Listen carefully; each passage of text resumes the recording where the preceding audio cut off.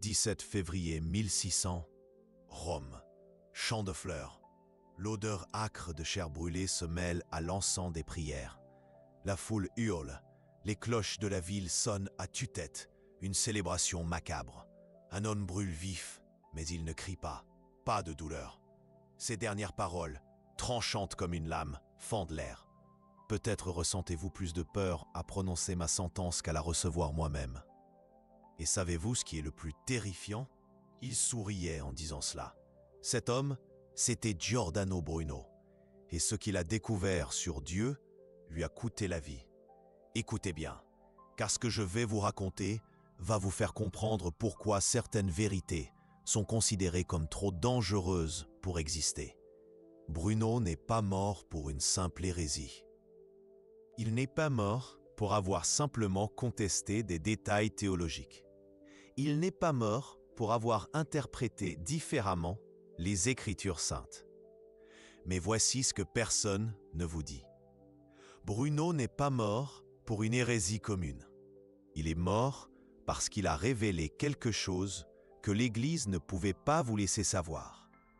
Quelque chose qu'un autre philosophe, des décennies plus tard, confirmerait de manière encore plus dévastatrice. Ce philosophe, c'était Baruch Spinoza. Et ensemble, ils ont démasqué la plus grande manipulation de l'histoire humaine. Vous connaissez cette sensation, ce malaise intérieur lorsque vous entendez certaines prédications. Ce sentiment d'inconfort lorsque vous voyez des leaders religieux vivre dans des palais tout en demandant des dons. Vous n'êtes pas fou. Vous ressentez exactement ce que Bruno et Spinoza ont ressenti. La différence, c'est qu'ils ont eu le courage d'enquêter en profondeur. Et ce qu'ils ont découvert va vous faire repenser tout ce que vous avez entendu sur Dieu, le pouvoir et le contrôle. Car la vérité est là. L'Église n'a pas seulement inventé des rituels ou des dogmes. Elle a inventé un Dieu politique, un Dieu taillé sur mesure pour vous maintenir obéissant, apeuré et payant la dîme. Bruno l'a vu. Spinoza l'a prouvé. L'un a payé de sa vie, l'autre a vécu caché, écrivant en secret. Et aujourd'hui, vous allez découvrir exactement comment ils l'ont fait. Mais d'abord, je dois vous dire quelque chose à votre sujet. Car si vous avez cliqué sur cette vidéo, c'est parce qu'une partie de votre esprit se méfie déjà. Vous sentez qu'il y a quelque chose derrière le rideau, quelque chose qu'ils ne veulent pas que vous voyiez. Cette méfiance n'est pas de la paranoïa, c'est de l'intelligence. Et Bruno et Spinoza possédaient cette même intelligence. C'est pour cela qu'ils ont été persécutés. C'est pour cela qu'on a essayé de les réduire au silence. C'est pour cela que l'histoire officielle les concernant a été déformée, minimisée, cachée. Mais leurs idées ont survécu. Et aujourd'hui, 5 siècles plus tard, vous allez comprendre pourquoi elles étaient si dangereuses. Commençons avec Giordano Bruno.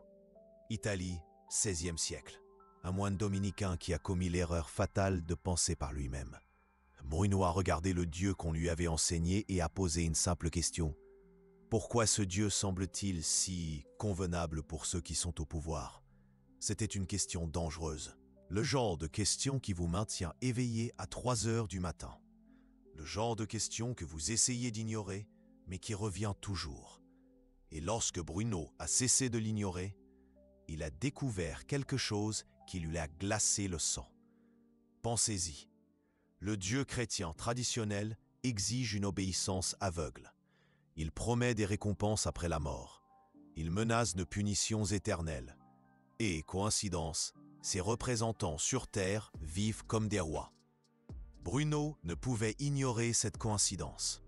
Et plus il enquêtait, plus la manipulation devenait évidente. Alors il a commencé à enquêter. Et il a découvert quelque chose qui a tout changé. Le Dieu de l'Église n'était pas le Dieu de l'univers. C'était une version éditée, manipulée, politisée. Un Dieu créé pour servir des intérêts humains très spécifiques. Bruno a réalisé que le véritable divin ne demandait pas de temple doré. Il n'exigeait pas d'intermédiaires coûteux. Il n'avait pas besoin de hiérarchie complexe pour fonctionner. Et voici la découverte qui a scellé son destin. Le véritable divin était en tout. C'était tout. Et cela signifiait que vous n'aviez besoin de personne pour y accéder. Aucun prêtre, aucune église, aucun droit d'entrer au paradis. Imaginez la panique que cela a causé à l'église. Imaginez les réunions secrètes dans les couloirs du Vatican. Imaginez le désespoir de ceux qui profitaient du monopole du sacré. Car si les gens découvraient qu'ils pouvaient se connecter directement au divin, à quoi servaient les prêtres? À quoi servaient les dîmes? À quoi servaient les menaces d'enfer? Bruno avait découvert la plus grande menace au pouvoir ecclésiastique. L'idée que Dieu n'a pas besoin de porte-parole. Et c'est pour cela qu'il a dû mourir. Mais avant de mourir, Bruno a planté des graines d'idées qui ont germé dans l'esprit d'autres penseurs. Des penseurs comme Spinoza. Baruch Spinoza est né à Amsterdam en 1632.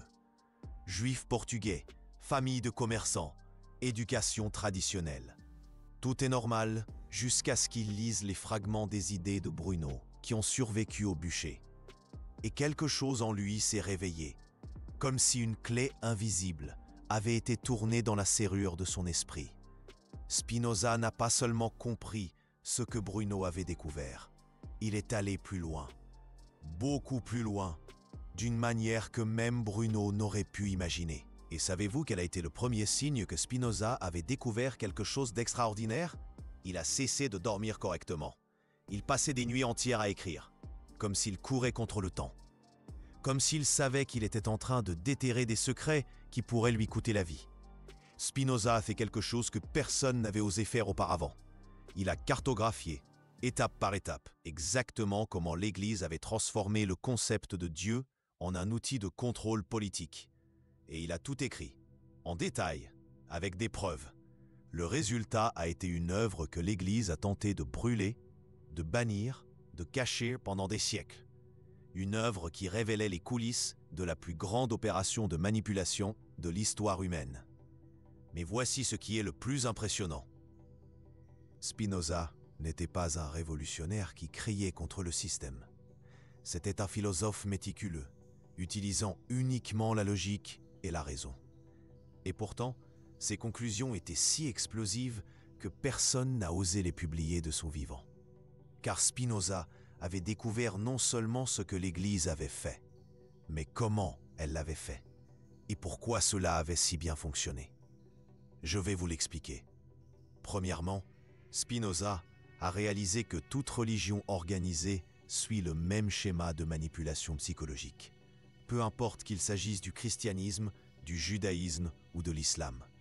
La méthode est toujours la même, et cette méthode est si simple que vous allez être choqué, si évidente que vous vous demanderez comment vous ne l'avez jamais remarqué auparavant, si efficace qu'elle fonctionne encore aujourd'hui, en ce moment même, dans votre vie. Étape 1. Créer une figure divine lointaine, inaccessible, capricieuse. Étape 2. S'établir comme les seuls interprètes de cette figure. Étape 3. Utiliser la peur et la culpabilité pour maintenir les gens dépendants de cette interprétation. Simple, efficace, testé pendant des millénaires et fonctionnant maintenant même sur vous, de manière que vous n'imaginez même pas. Mais Spinoza est allé au-delà de cette analyse évidente. Il a découvert quelque chose d'encore plus profond. L'Église n'a pas seulement utilisé cette méthode, elle l'a perfectionnée d'une manière qu'aucune autre religion n'a réussi. Et le secret résidait dans la façon dont ils ont complètement redessiné le concept de Dieu. Voyez-vous, le Dieu juif original était complexe, multiple, parfois contradictoire, difficile à utiliser pour le contrôle. Le Dieu chrétien a été redessiné pour être parfait pour la manipulation politique. Comment? Ils ont créé un Dieu qui fonctionne exactement comme un roi absolu, avec les mêmes caractéristiques, la même structure de pouvoir, les mêmes exigences. Un Dieu qui s'offense facilement, qui exige des tribus, qui punit la désobéissance, qui récompense la vassalité, qui entretient une cour de nobles privilégiés. Coïncidence? Spinoza ne le pensait pas. Et vous ne devriez pas non plus. Parce qu'un Dieu roi justifie l'existence de rois terrestres. Un Dieu qui exige une obéissance aveugle enseigne aux gens à accepter l'obéissance aveugle. Un Dieu qui punit les rebelles légitime la punition des rebelles politiques. Et vous vous dites peut-être, mais c'était il y a des siècles. Aujourd'hui, c'est différent. Non, c'est exactement pareil. Seules les apparences ont changé. Spinoza avait découvert que le Dieu chrétien n'était pas seulement une croyance religieuse. C'était un projet politique. Et cela a tout changé. Parce que si Dieu était un projet politique, alors la religion n'était que de la politique déguisée. Et si la religion était de la politique déguisée, alors remettre Dieu en question n'était pas de la blasphémie. C'était de la résistance. Cette idée était si dangereuse que Spinoza a dû l'écrire en code, en utilisant un langage philosophique complexe, des métaphores élaborées, des arguments indirects. Mais le message était là, clair pour ceux qui savaient lire. Et le message était celui-ci. Vous avez été trompés pendant des siècles par des gens qui ont transformé le divin en outil de pouvoir. Mais voici la partie qui va vous choquer. Encore plus, Spinoza ne s'est pas arrêté à l'analyse historique. Il est allé plus loin. Il a montré exactement comment ce Dieu politique continuait à fonctionner dans sa société et par extension dans la nôtre. Parce que la méthode n'a pas changé. Elle s'est simplement adaptée. Aujourd'hui, vous n'avez plus besoin de brûler les hérétiques sur le bûcher. Il existe des moyens plus subtils de réduire au silence ceux qui remettent les choses en question. Plus efficaces, plus socialement acceptés. Aujourd'hui, vous annulez au lieu de brûler. Vous démonétisez au lieu d'excommunier. Vous bannissez des réseaux sociaux au lieu de bannir de la ville. Aujourd'hui, vous n'avez plus besoin d'inquisition officielle. La société elle-même se charge de punir ceux qui pensent différemment. Vos propres amis deviennent des inquisiteurs. Votre propre famille devient un tribunal. Et le plus effrayant, ils le font en pensant qu'ils vous protègent. Aujourd'hui, vous n'avez plus besoin de menaces d'enfer. Il existe des peurs plus modernes, plus efficaces. Peur d'être annulé, peur de perdre son emploi, peur d'être seul, peur d'être qualifié de complotiste. Mais la structure de base reste la même. Une autorité distante et inaccessible. Des intermédiaires qui se disent les seuls interprètes. Des punitions pour ceux qui désobéissent. Des récompenses pour ceux qui se soumettent. Le nom change. Les apparences changent. Mais l'essence demeure. Et Spinoza l'avait prédit. Il a dit que tant que les gens ne comprendraient pas comment fonctionne cette manipulation, elle continuerait à se répéter, sous de nouvelles formes, avec de nouveaux déguisements, mais toujours la même structure. C'est pour cela que Bruno est mort. C'est pour cela que Spinoza a vécu caché. C'est pour cela que ses idées ont été supprimées, déformées, oubliées, parce qu'elles révèlent comment le pouvoir fonctionne réellement. Et le pouvoir qui est révélé perd de sa force. Mais il y a une chose que Spinoza a découverte et qui va changer complètement votre façon de voir le monde. Il a découvert quelle était la vraie peur de l'Église. Ce n'était pas que les gens cessent de croire en Dieu. C'était quelque chose de bien pire que ça. C'était que les gens découvrent que Dieu n'a pas besoin d'Église. Réfléchissez-y. Si vous pouvez vous connecter directement au divin, à quoi sert l'intermédiaire? Si vous pouvez trouver un but et un sens par vous-même, à quoi sert celui qui vend le but et le sens? Bruno et Spinoza n'étaient pas athées. Ils étaient quelque chose de bien plus dangereux que ça. Ils étaient des gens qui avaient découvert un Dieu sans maître. Un Dieu qui ne faisait pas payer de droit d'accès, qui ne demandait pas la permission pour être trouvé, qui n'avait pas besoin d'interprètes officiels. Un Dieu libre. Et si Dieu était libre, alors vous pouviez l'être aussi. C'était la véritable hérésie. Non pas nier Dieu, mais libérer Dieu. Et avec Dieu libre, les gens devenaient libres aussi. C'est pour cela que Bruno a dû mourir. C'est pour cela que Spinoza a dû se cacher. C'est pour cela que ces idées ont été enterrées pendant des siècles. Parce que la liberté est contagieuse. Et lorsque les gens découvrent qu'ils ont été trompés sur quelque chose d'aussi fondamental que Dieu, ils commencent à remettre tout le reste en question. Ils commencent à se demander quelles autres vérités ont été déformées, quels autres pouvoirs ont été construits sur des mensonges, quels autres intermédiaires sont inutiles. Et alors, le château de cartes s'effondre. C'est ce que Bruno et Spinoza ont vu. Et c'est pour cela qu'ils ont été persécutés. Mais voici ce qu'ils n'ont pas réussi à prévoir complètement. Leurs idées ne sont pas mortes. Elles ont simplement été endormies, attendant le moment propice pour ressurgir. Et ce moment pourrait être maintenant. Parce que vous êtes là, à écouter ça, à remettre en question, à enquêter, à faire exactement ce que Bruno et Spinoza ont fait il y a des siècles. Et si vous êtes arrivés jusqu'ici, c'est parce qu'une partie de vous sait déjà qu'ils avaient raison. Vous sentez déjà qu'il y a quelque chose derrière le rideau, quelque chose qu'ils ne veulent pas que vous voyiez. Et vous avez raison. Il y a bien quelque chose de caché. Une vérité qui changerait tout si elle était largement connue. La vérité sur le fonctionnement réel du pouvoir religieux. Comment il se perpétue, comment il se déguise, comment il continue à contrôler même lorsque vous pensez être libre. Bruno a payé de sa vie pour révéler cette vérité. Spinoza a sacrifié sa vie sociale, sa famille, sa communauté, tout pour que vous, des siècles plus tard, puissiez avoir accès à ce qu'ils ont découvert. La question est maintenant, que ferez-vous de cette information? Allez-vous l'ignorer, comme la plupart le font? Allez-vous faire semblant de ne pas avoir entendu, de ne pas avoir compris? Ou allez-vous faire ce que Bruno et Spinoza ont fait? Allez-vous enquêter plus profondément? Allez-vous remettre en question ce qu'on vous a appris? Allez-vous chercher la vérité, même si elle est inconfortable? Parce que l'histoire que je vous raconte n'est pas encore terminée. En fait, elle ne fait que commencer. Parce que ce que Bruno a intuité et que Spinoza a prouvé n'était pas seulement une théorie académique sur le passé. C'était un manuel d'instruction sur le fonctionnement du pouvoir, dans le passé, dans le présent et dans l'avenir. Et si vous comprenez ce manuel, vous ne serez plus jamais trompé de la même manière. Vous n'accepterez plus jamais l'autorité sans la remettre en question. Vous ne paierez plus jamais pour accéder à ce qui vous appartient déjà. Vous ne vous soumettrez plus jamais par peur de punition inventée.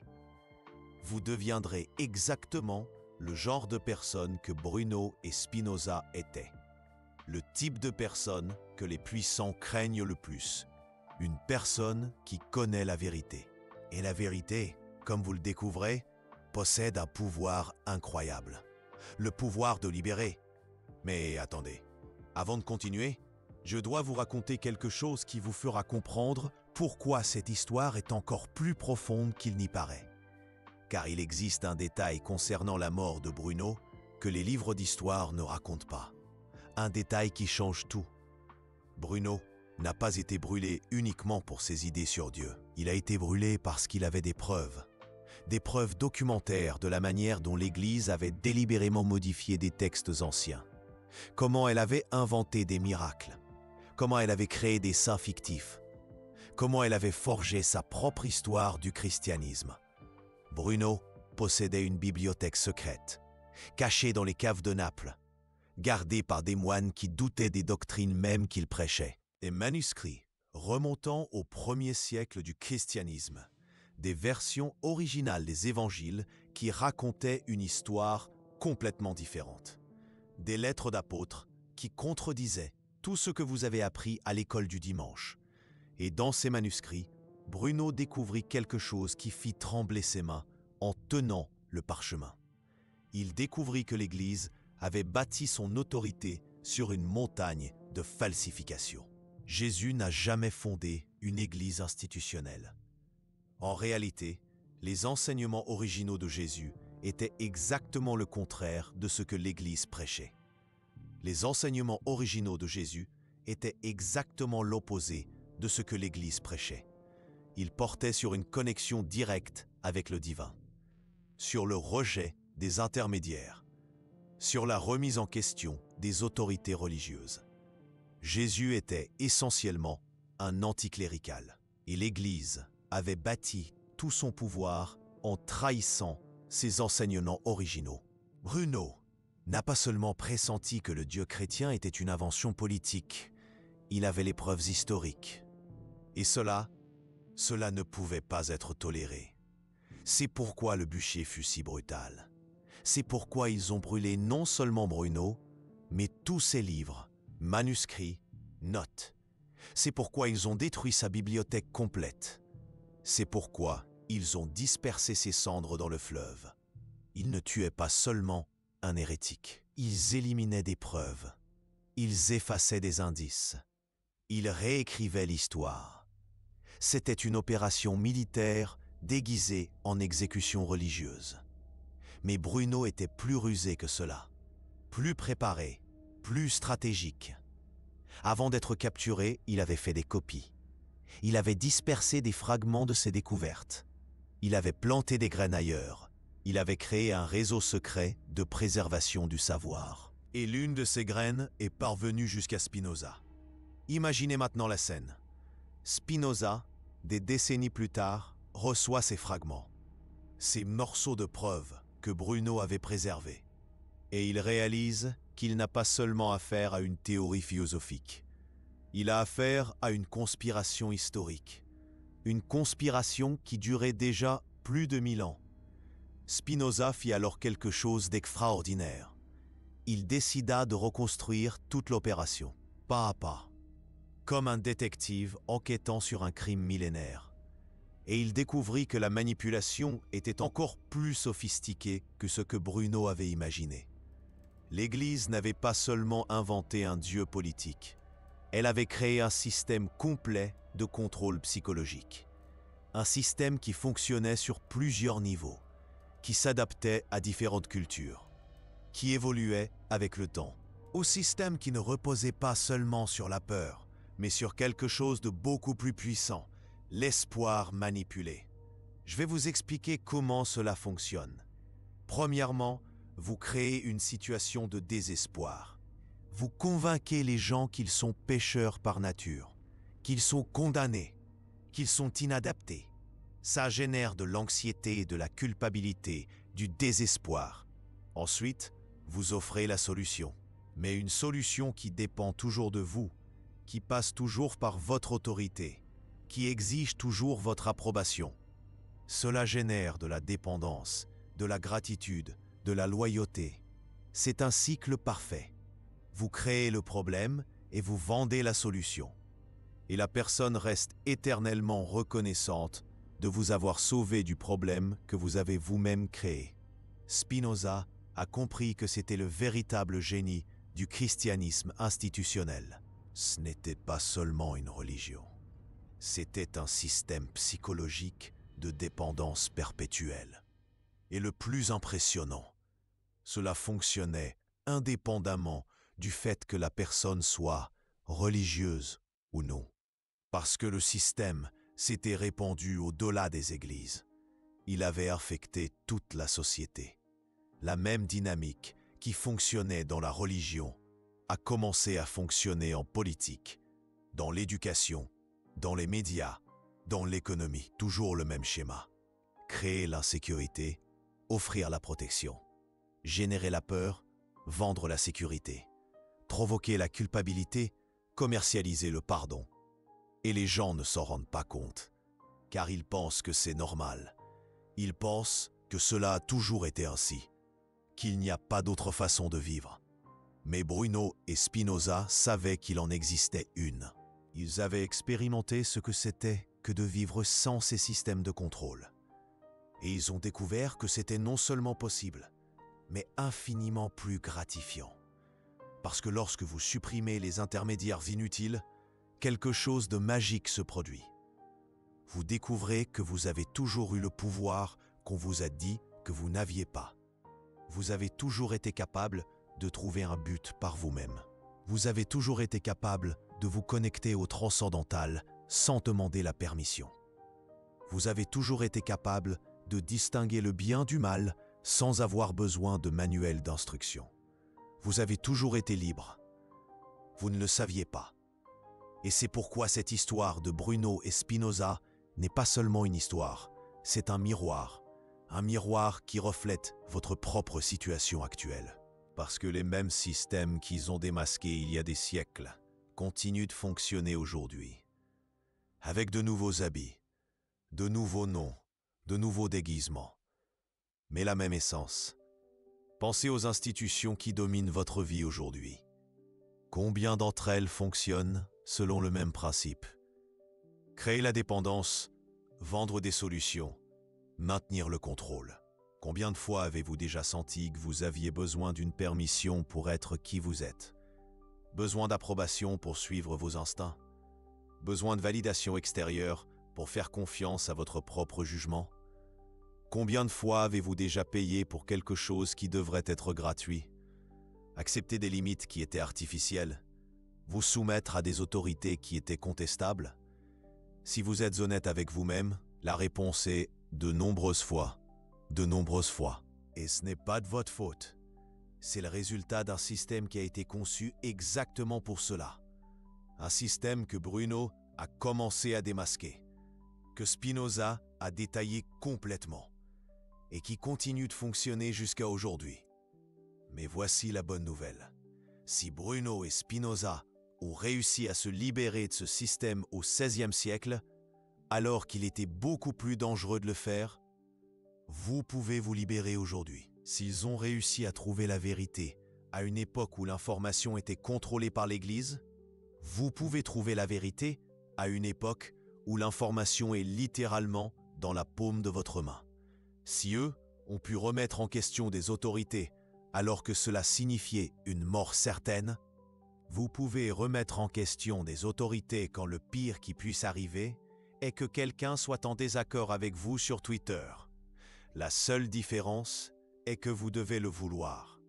Vous devez être prêt à enquêter, à questionner, à penser par vous-même. Vous devez être prêt à découvrir que certaines choses auxquelles vous avez toujours cru ne sont peut-être pas vraies. Et cela, je l'admets, peut être effrayant. Parce qu'il est plus facile de vivre en croyant que quelqu'un d'autre sait ce qui est le mieux pour vous. Il est plus confortable d'accepter qu'il existe des autorités supérieures qui s'occuperont de tout. Il est moins pénible de suivre le troupeau que de tracer son propre chemin. Mais Bruno et Spinoza ont découvert quelque chose qui change tout. Ils ont découvert que cette facilité, ce confort, cette sécurité, tout ont un prix. Le prix de votre liberté, le prix de votre authenticité, le prix de votre propre âme. Et lorsque vous réalisez quel est le prix réel de la conformité, elle cesse de paraître aussi attrayante. Parce que là, vous comprenez que vous ne choisissez pas entre sécurité et risque.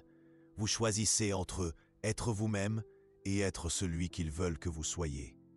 Entre vivre votre propre vie et vivre la vie qu'ils ont planifiée pour vous. Entre être libre et être contrôlé. Seul vous pouvez le faire. Bruno a fait le sien lorsqu'il a décidé d'enquêter sur la vérité, même en sachant que ce serait dangereux. Spinoza a fait le sien lorsqu'il a décidé d'écrire ses découvertes, même en sachant qu'il serait rejeté.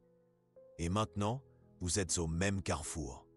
Vous pouvez choisir d'ignorer tout cela, de faire semblant de ne pas avoir entendu, de retourner à la vie normale, aux croyances confortables, aux autorités réconfortantes.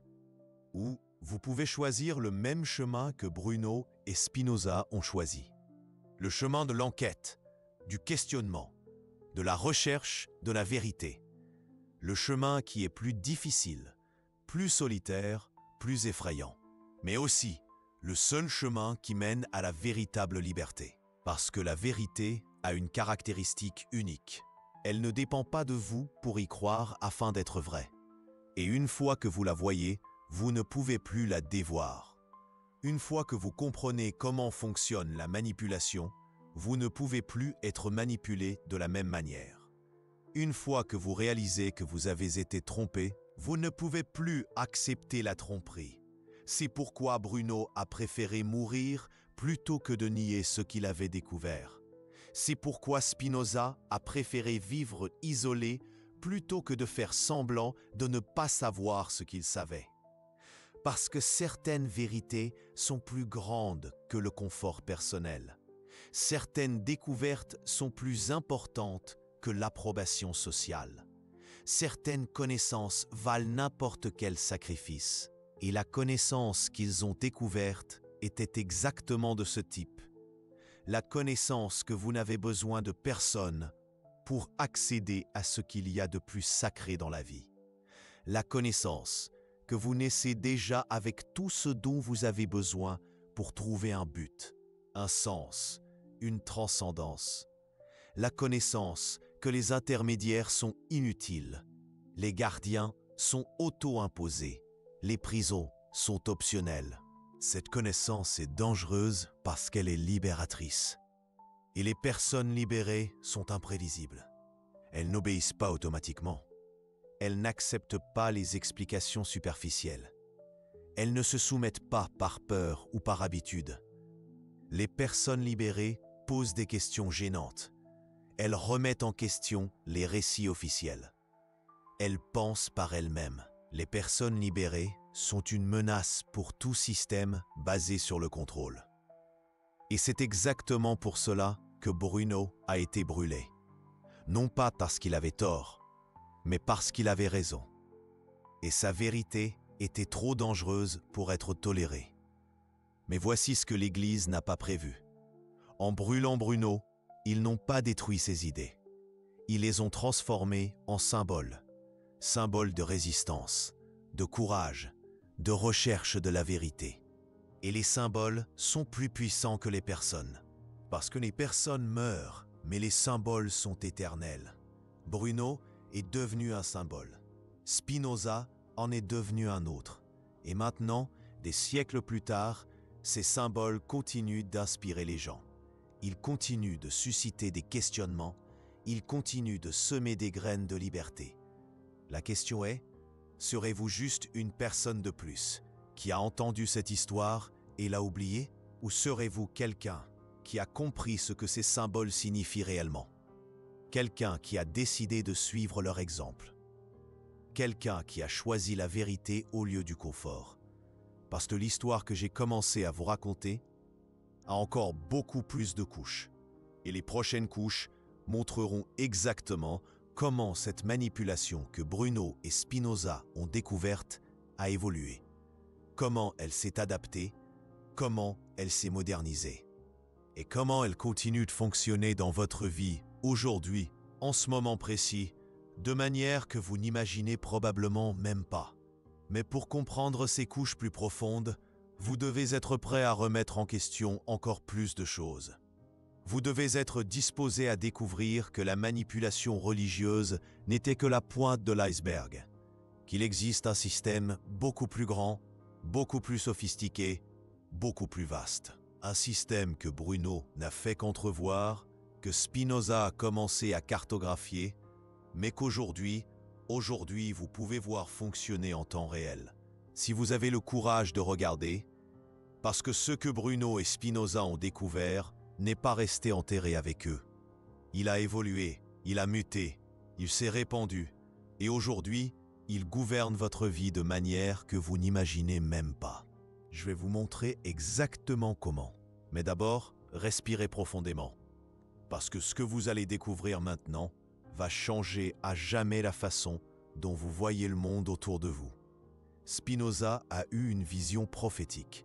Dans ses écrits secrets, il a prédit que la méthode de l'Église se répandrait au-delà de la religion, que d'autres institutions apprendraient les mêmes techniques, que la manipulation deviendrait si sophistiquée que les gens ne se rendraient plus compte qu'ils étaient manipulés. Il avait raison. Ce que l'Église a fait avec Dieu, d'autres l'ont fait avec la science, la politique, l'éducation, les médias, l'économie. Ils ont pris quelque chose de légitime et l'ont transformé en outil de contrôle. Regardez comment cela fonctionne aujourd'hui. Dans la science, ils ont pris la recherche de la vérité et l'ont transformée en autorité scientifique. Maintenant, vous ne pouvez pas remettre en question certaines conclusions sans être qualifié de négationniste. Un son familier? C'est exactement ce que l'Église faisait avec ceux qui remettaient en question les dogmes. Même tactique, nouvelle apparence. En politique, ils ont pris la démocratie et l'ont transformée en théâtre. Vous pouvez choisir parmi des options présélectionnées. Mais vous ne pouvez pas remettre en question le système lui-même. Vous pouvez voter pour A ou B, mais vous ne pouvez pas demander pourquoi il n'y a que A et B. Et si vous posez des questions, vous êtes antidémocratique. Dans l'éducation, ils ont pris l'apprentissage et l'ont transformé en endoctrinement. Vous apprenez ce qu'ils veulent que vous appreniez, dans l'ordre qu'ils veulent, de la manière qu'ils veulent. Et si vous posez des questions, vous n'avez pas compris la matière. Ou pire, vous êtes un négationniste éducatif. Dans les médias, ils ont pris l'information et l'ont transformée en récit. On vous nourrit d'informations filtrées, éditées, contextualisées selon les intérêts dominants. Si vous cherchez des sources alternatives, vous consommez des fake news. Si vous remettez en question les versions officielles, vous diffusez de la désinformation. Dans l'économie, ils ont pris le travail et l'ont transformé en servitude volontaire. C'est toujours la même méthode que l'Église utilisait. Prendre quelque chose de naturel, de nécessaire, de légitime, et le transformer en système de contrôle par le biais d'intermédiaires qui se disent indispensables. Bruno et Spinoza ont découvert le prototype. Aujourd'hui, vous vivez la version 5.0. Et voici la partie la plus effrayante. Cela fonctionne mieux que jamais. Parce qu'aujourd'hui, la manipulation n'a plus besoin de force physique, plus besoin de menaces directes, plus besoin de bûchers. Aujourd'hui, elle utilise quelque chose de beaucoup plus efficace, votre propre désir d'appartenance. Permettez-moi de vous expliquer comment cela fonctionne. L'Église contrôlait par la peur de l'enfer. Aujourd'hui, on contrôle par la peur de l'exclusion sociale. L'Église promettait le salut après la mort. Aujourd'hui, on promet l'acceptation sociale dans la vie. L'Église utilisait la culpabilité religieuse. Aujourd'hui, on utilise la culpabilité idéologique. La méthode a évolué, mais l'essence reste la même. Et le plus impressionnant, c'est que vous participez volontairement. Vous contribuez même à maintenir le système en marche. Et vous ne vous en rendez pas compte. Comment? Vous polissez les autres lorsqu'ils remettent en question les récits officiels. Si vous voyez quelqu'un douter de la version officielle de quoi que ce soit, vous corrigez rapidement. C'est une théorie du complot. Vous défendez des autorités que vous ne connaissez même pas personnellement. Les experts savent mieux. Vous rejetez les informations qui contredisent ce que vous avez appris dans les institutions fiables. Si ça n'est pas sorti dans les médias traditionnels, ce n'est pas vrai. Vous faites exactement ce que les fidèles faisaient à l'époque de l'Inquisition. Vous polissez les autres fidèles. Vous dénoncez les hérétiques. Vous défendez l'institution. Et vous croyez être rationnel, critique, éclairé, que vous combattez la désinformation, que vous défendez la science, que vous protégez la démocratie. Spinoza l'avait aussi prédit. Il a dit que les gens apprendraient à aimer leur propre servitude, qu'ils défendraient leur propre prison, qu'ils attaqueraient ceux qui tenteraient de les libérer. Et c'est exactement ce qui s'est passé. Aujourd'hui, si vous remettez en question certains récits, ce n'est pas l'Église qui vous poursuit. Ce sont vos propres amis, votre famille, vos collègues, des gens qui croient sincèrement vous protéger d'informations dangereuses. C'est génial, c'est effrayant, et ça fonctionne parfaitement. Parce qu'on a transformé la censure en fact-checking, la persécution en annulation, la doctrine en éducation, le contrôle en protection, la manipulation en curation de contenu. Et les gens n'acceptent pas seulement, ils en demandent plus. Ils demandent plus de fact-checkers pour filtrer leurs informations. S'il vous plaît, dites-moi ce qui est vrai. C'est plus de modération pour contrôler leurs débats. S'il vous plaît, faites taire ceux qui ne sont pas d'accord avec moi. S'il vous plaît, dites-moi ce que je dois croire. Oh, ils demandent exactement ce pourquoi Bruno et Spinoza sont morts en essayant de nous libérer. Et ils le font en pensant être protégés. Mais voici quelque chose qui va encore plus vous choquer. Ce n'est pas une théorie du complot sur un groupe secret qui contrôle tout.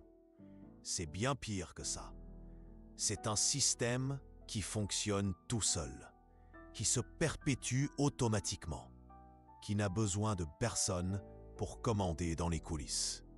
Parce que chaque personne qui accepte de ne pas penser par elle-même devient un agent du système.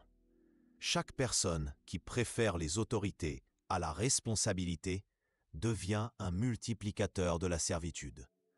Le système n'a pas besoin de vous contrôler de force. Il vous offre la possibilité de vous contrôler volontairement. Et vous acceptez. Parce que c'est plus facile. Spinoza a appelé cela la servitude volontaire. Et il a dit que c'était la forme de contrôle la plus parfaite parce que la victime devient complice. Maintenant, réfléchissez. Combien de fois avez-vous déjà choisi l'opinion de la majorité au lieu de former la vôtre? Combien de fois avez-vous accepté des explications officielles sans enquêter? Combien de fois avez-vous préféré suivre des experts plutôt que de développer votre propre expertise? Combien de fois avez-vous dit « je ne comprends rien à la politique » au lieu de faire l'effort de comprendre? Combien de fois avez-vous dit « je fais confiance à la science » sans savoir ce que la science disait réellement? Combien de fois avez-vous répété des informations que vous n'avez jamais vérifiées personnellement? Si vous êtes brutalement honnête avec vous-même, la réponse est souvent, peut-être la plupart du temps. Et ce n'est pas de votre faute. Le système a été conçu pour cela. Mais Bruno et Spinoza ont montré qu'il existe une issue. La même issue qui a toujours existé. Penser par soi-même, remettre en question les autorités, enquêter avant d'accepter, chercher des sources primaires au lieu de faire confiance aux interprétations, développer son propre discernement au lieu de sous-traiter ses décisions. Simple à dire, difficile à faire, parce que cela demande du courage. Le même courage que Bruno a eu lorsqu'il a décidé d'enquêter sur l'Église. Le même courage que Spinoza a eu lorsqu'il a décidé d'écrire ses découvertes. Et le courage, c'est exactement ce que le système ne veut pas que vous ayez. C'est pourquoi on vous bombarde d'eux. Peur. Peur d'avoir tort. Peur d'être rejeté. Peur de prendre du retard. Peur d'être différent. C'est pourquoi on vous offre tant de facilités. Tant d'autorités pour vous guider. Tant d'experts pour vous expliquer. Tant d'influenceurs pour vous influencer. Tout pour que vous n'ayez pas à faire le travail difficile de penser par vous-même. Mais voici le secret que Bruno et Spinoza ont découvert. Le travail de penser par soi-même n'est pas seulement libérateur.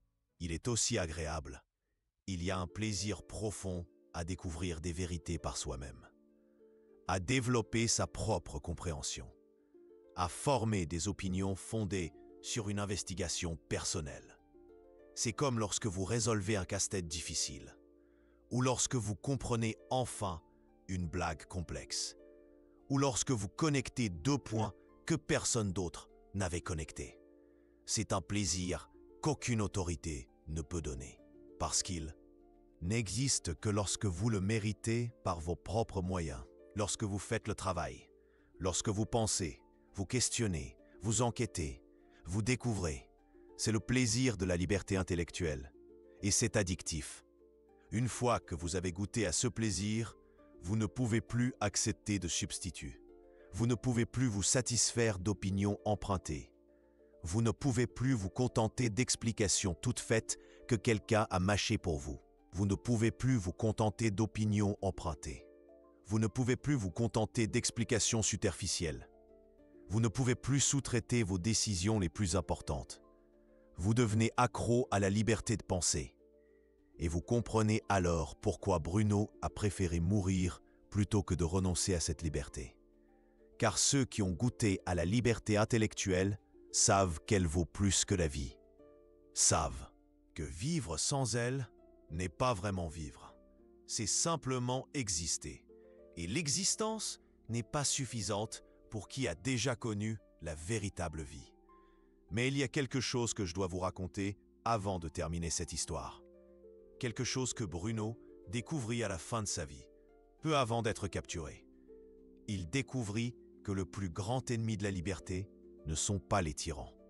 Ce sont les individus qui choisissent la servitude. Car les tyrans dépendent de sujets. Si personne n'obéit, les tyrans n'existent pas. Le véritable pouvoir des contrôleurs ne provient pas de la force qu'ils possèdent. Il provient de l'obéissance qu'ils reçoivent. Et cette obéissance est toujours volontaire, toujours choisie, toujours renouvelée chaque jour. Bruno comprit que l'Église ne détenait le pouvoir que parce que les gens choisissent de le lui donner. Que les dogmes ne fonctionnaient que parce que les gens choisissaient d'y croire. Que l'autorité religieuse n'existait que parce que les gens choisissaient de la reconnaître. Et cela changea tout pour lui. Car cela signifiait que la solution ne résidait pas dans le renversement de l'Église, mais dans l'arrêt de son soutien. Non pas dans le fait de convaincre les puissants d'être moins puissants, mais dans le fait de convaincre les gens d'être moins obéissants. Non pas dans le changement du système, mais dans l'arrêt de son alimentation. Bruno comprit que chaque personne qui cesse d'obéir affaiblit automatiquement l'ensemble du système de contrôle. Chaque personne qui décide de penser par elle-même réduit le pouvoir de ceux qui profitent de la pensée externalisée. Chaque personne qui remet en question les autorités diminue leur autorité. C'est un processus simple, mais puissant, et il ne nécessite pas de révolution, pas de violence, pas d'organisation massive. Il suffit que vous cessiez d'être ce qu'ils veulent que vous soyez, et que vous commenciez à être ce que vous êtes réellement. Il faut que vous cessiez de rechercher l'approbation externe, et que vous commenciez à développer une approbation interne. Il faut que vous cessiez de sous-traiter vos décisions, et que vous commenciez à en assumer la responsabilité. Bruno fit cela. Spinoza fit cela. Et ils furent persécutés pour cela. Mais ils furent aussi libres, libres d'une manière dont leurs persécuteurs ne le furent jamais. Libres de penser ce qu'ils voulaient, de questionner ce qu'ils jugeaient nécessaire, d'enquêter sur ce qui suscitait leur curiosité. Libres d'être authentiques. Et l'authenticité, découvrirent-ils, est le bien le plus précieux qui existe. Car tout le reste peut vous être enlevé. Vos biens, votre position, votre réputation, même votre vie. Mais votre authenticité, seul vous pouvez la donner. Et tant que vous ne la donnez pas, vous restez libre. C'est ce que Bruno cria lorsque les flammes commencèrent à le consumer. Il ne cria pas de douleur, il ne supplia pas pour le pardon. Il ne nia pas ses découvertes, il cria des mots de liberté.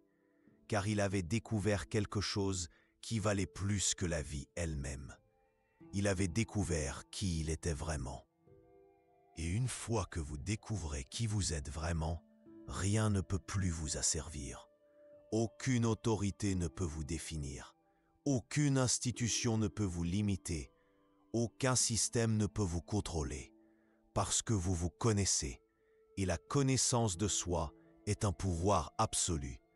C'est le pouvoir que Bruno avait, que Spinoza avait, et que vous pouvez aussi avoir, si vous le voulez, si vous êtes prêt à faire le travail, si vous avez le courage de découvrir qui vous êtes lorsque vous retirez tous les masques, toutes les attentes, toutes les définitions que les autres ont créées pour vous. C'est un travail effrayant, car vous pourriez découvrir que vous êtes très différent de ce que vous pensiez. Vous pourriez découvrir que vos opinions n'étaient pas les vôtres, que vos peurs ont été semées, que vos désirs ont été manipulés, que votre personnalité a été façonnée par des influences que vous n'avez même pas perçues. Vous pourriez découvrir que vous avez passé des années, des décennies, à être une version éditée de vous-même, une version approuvée par les autres, acceptée par la société, convenable pour le système, mais pas authentique. Et lorsque vous vous rendez compte que vous n'avez pas été authentique, quelque chose en vous meurt, la fausse identité que vous avez construite, les illusions que vous entreteniez, les mensonges que vous vous racontiez, tout cela meurt. Et au début, c'est terrifiant, car vous ne savez pas qui émergera des cendres. Vous ne savez pas ce que sera la version authentique de vous-même. Mais Bruno et Spinoza découvrirent quelque chose de merveilleux. Ils découvrirent que la version authentique est toujours meilleure que la version éditée. Toujours plus intéressante, plus courageuse, plus libre, toujours plus vivante. Car l'authenticité est la vie, et la fausseté est une forme de mort. Une mort dans la vie, une existence sans essence. Et après avoir goûté à la vie authentique, vous ne pouvez plus accepter la mort déguisée. Vous ne pouvez plus prétendre être ce que vous n'êtes pas. Vous ne pouvez plus être d'accord avec ce en quoi vous ne croyez pas. Vous ne pouvez plus obéir à des autorités que vous ne respectez pas. Vous devenez irrécupérable pour le système de contrôle. Et cela, c'est ce qu'ils craignent le plus. Ils ne craignent pas votre rébellion. La rébellion peut être contrôlée. Ils craignent votre authenticité, car l'authenticité est contagieuse. Et si vous devenez authentique, d'autres personnes commencent à se demander pourquoi elles ne le sont pas. Elles commencent à se demander ce qu'elles perdent à vivre des vies fausses. Elles commencent à désirer la même liberté qu'elles voient en vous. Et alors, le système commence à s'effondrer. Non pas par des attaques externes, mais par un abandon interne. Les gens cessent simplement de le nourrir. Ils cessent d'obéir. Ils cessent de croire. Ils cessent de participer. Et un système basé sur l'obéissance ne survit pas à la désobéissance de masse. C'est ce que Bruno entrevit lorsqu'il regarda les flammes qui allaient le consumer.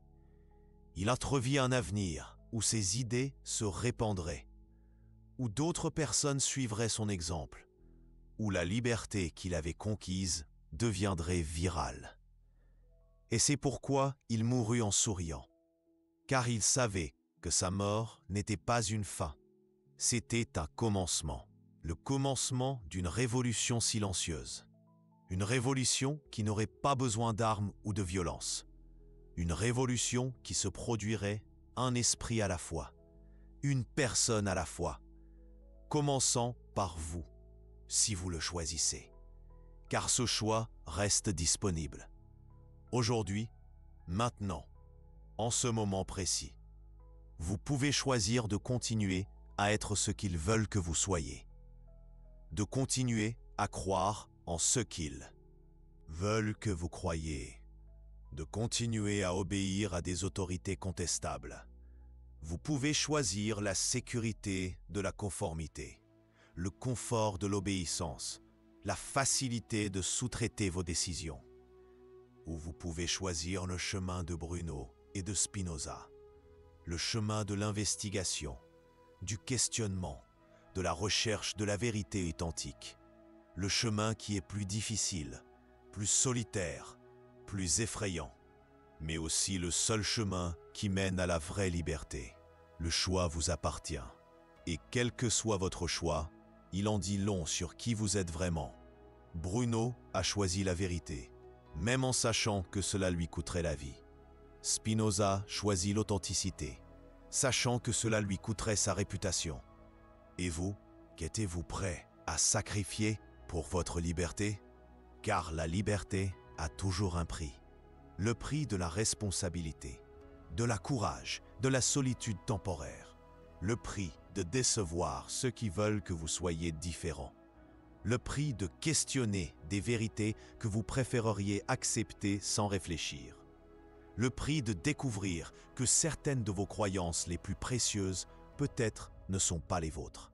C'est un prix élevé, mais Bruno et Spinoza l'ont payé, et ils ont découvert qu'il valait chaque centime. Parce que de l'autre côté de la conformité se trouve une vie que vous n'imaginez même pas possible. Une vie où vous pensez vos propres pensées, ressentez vos propres émotions, faites vos propres choix. Une vie où vous êtes le protagoniste et non un figurant dans le scénario de quelqu'un d'autre. Une vie où vous êtes libre, vraiment libre, et la liberté, véritable, n'a pas de prix. C'est pourquoi Bruno est mort en souriant. C'est pourquoi Spinoza a vécu en paix, même isolé. C'est pourquoi leurs idées ont survécu à des siècles de persécution. Parce qu'ils ont planté des graines de liberté qu'aucune autorité ne peut détruire. Des graines qui germent chaque fois que quelqu'un a le courage de questionner.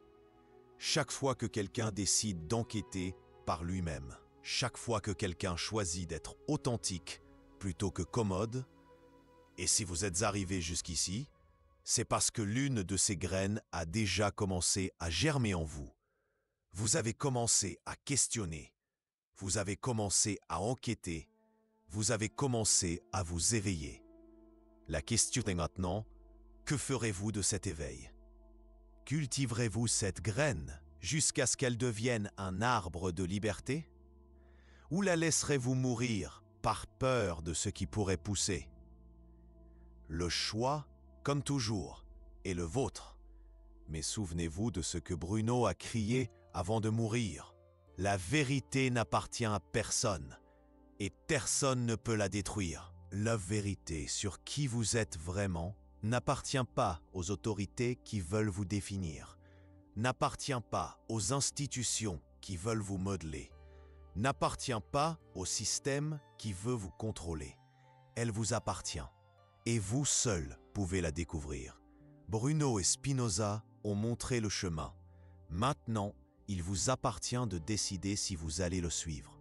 Et si vous décidez de suivre, bienvenue à la révolution la plus importante de l'histoire. La révolution d'un esprit qui a décidé d'être libre. Votre esprit, votre liberté, votre choix, pour toujours.